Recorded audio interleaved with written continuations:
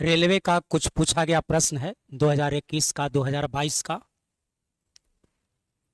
इसमें छूट और लाभ, जिसमें जिस क्वेश्चन में भी छूट और लाभ रहे तो सारा क्वेश्चन आप ऐसे बनाइएगा। छूट का इंग्लिश हो गया डिस्काउंट, तो डिस्काउंट दिया जाता है एमपी पर। डिस्काउंट किस पर दिया जाता है? एमपी पर। और लाभ हानि किस पर होता है? क्रय मूल्य पर।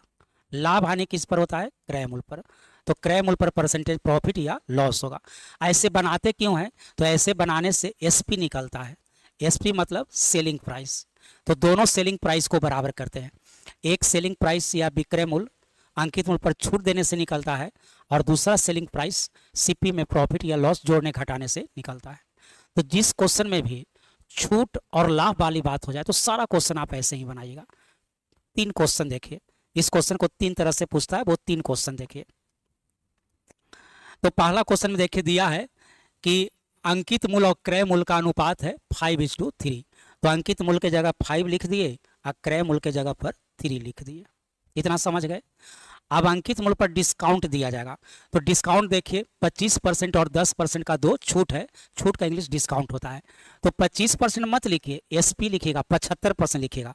100 में 25 घटा दीजिए, 75%। 10% छूट है तो 10% मत लिखिए, यहाँ 90% लिखिए। क्यों ऐसा लिखिए? क्योंकि हम लोग क्वेश्चन एसपी से बनाते हैं, इसलिए 100 में घटा। लाभ रहेगा तो 100 में जोड़ के लिखिए, हानि या छूट रहेगा तो 100 में घटा के लिखिए।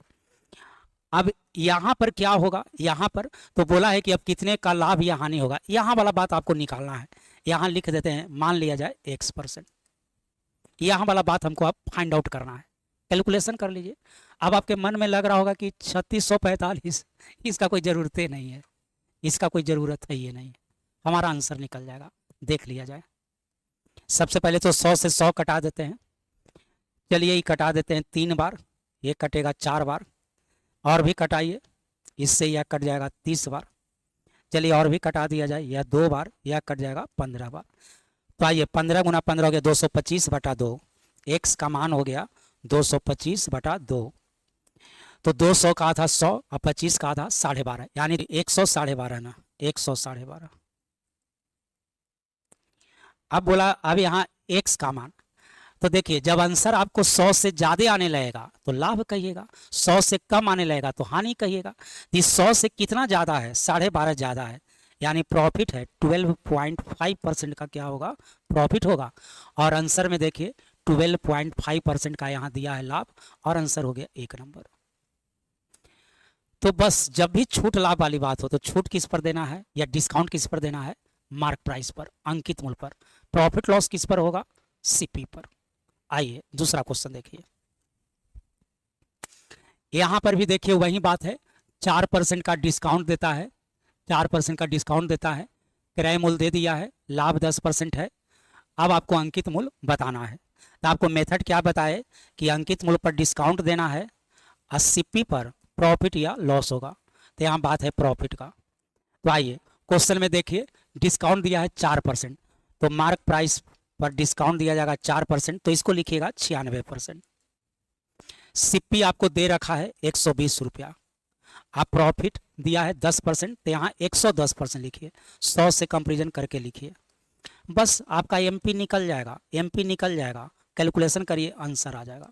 कैलकुलेशन कर दिया जाए, आंसर आ जाएगा। तो आइए 100 से 100 कट जाएगा। चलिए इसको कटा देते हैं 24 से 4 बार, 24 से 5 बार। चलिए पूरा पूरा तो नहीं कटेगा, 2 से कटा देते हैं 2 बार, 2 से कटेगा 55 बार। 55 गुना 5 हो जाएगा 275, 275/2, यानी 137.5। और आंसर हो जाएगा ऑप्शन नंबर बी। आंसर हो गया ऑप्शन नंबर बी। तो बहुत आसान है। यही क्वेश्चन को पहला क्वेश्चन में देखे, ये दोनों का रेशियो दे दिया। दूसरा क्वेश्चन में क्रय मूल्य दिया, अंकित मूल्य पूछा, अंकित मूल्य देता तो क्रय मूल्य पूछ देता। एक और देखिए, तो बोला है कि एक व्यापारी अपने सामान पर क्रय मूल्य से 25% अधिक मूल्य अंकित करता है। तो मान लीजिए कि क्रय मूल्य या सीपी 100 है, तो अंकित मूल्य 25% अधिक है, तो यह लिख देते हैं 125। अब क्वेश्चन ऐसे बोला, कभी दोनों का रेशियो दे देगा, कभी एक को रुपया में देगा, दूसरा पूछ देगा, कभी ये जैसे परसेंटेज में दे दिया, कहा कि इससे ही 25% ज़्यादा है तो 100 मान लिया 125। अभी मार्क प्राइस पर डिस्काउंट देंगे, 80p पर प्रॉफिट या लॉस होगा। तो आइए डिस्काउंट देखिए 12% है, तो यहाँ पर कितना लिखिएगा, यहाँ लिखिएगा 88%, 100 में से 12 घटा के। यहाँ लाभ, तो लाभ तो पूछा ही है, लाभ तो पूछा ही है, इसका मान लीजिए x%। कैलकुलेशन कर लीजिए, 100 कैंसिल हो गया। चलिए x का मान 88 से इसमें गुना कर लिया जाए, चाहिए तो आप कटा भी सकते हैं, चलिए कटा ही देते हैं। 4 से कटाइए 25 बार, 4 से कटाइए 22 बार, 25 से कट जाएगा 5 बार, आंसर हो x का मान 110 आ गया। तो बोला कि परसेंटेज लाभ बताइए, तो 100 से जितना ज़्यादा है उतना लाभ कहलाएगा, तो 10% का यह प्रॉफिट हो गया और आंसर हो गया ऑप्शन नंबर ए। तो जब भी छूट और लाभ देख लीजिए तो अंकित मूल्य पर छूट, क्रय मूल्य पर लाभ।